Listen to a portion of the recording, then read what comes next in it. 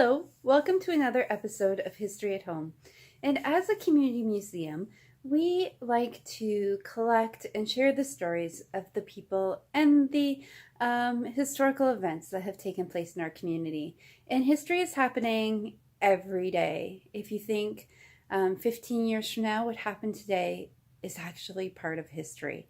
And one of the easiest things you can do to help preserve the history of your family and to preserve some of the stories of the people around you is to actually talk to them and start writing those stories down, documenting. So I'm going to share with you two things today, two different artifacts. One's project-based and one's an actual artifact that you can see that represents the history of Port Dover and represents the history of different families and shows you the importance of preserving your history.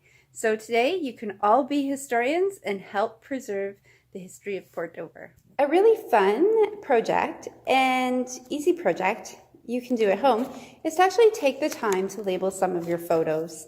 That actually helps. Like I was saying, history is happening every day. So if you take time to label those photos and think, 50 years from now, I might look back on those and I'll remember that place and that time because I've taken time to actually write on the back of the photo or document in some way what was happening. And those documents and those photos are really valuable to museums, especially community museums, because it helps us record what was happening at a certain time in a certain location in a community. And so this collection of photos is actually from the Port Dover Maple Leaf. They donated these several years ago, and we've worked on just identifying the people, places, and things happening in these photos. And this one's really neat. It's from the 1950s. And you can see there's the maple leaf.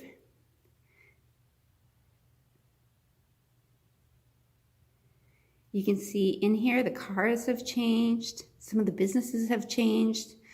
You can kind of see the clothes people are wearing have changed.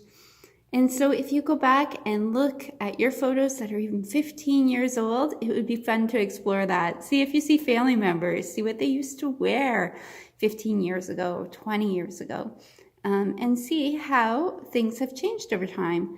And just take a moment and document that. And that's a really, really beneficial thing to do to be a local historian.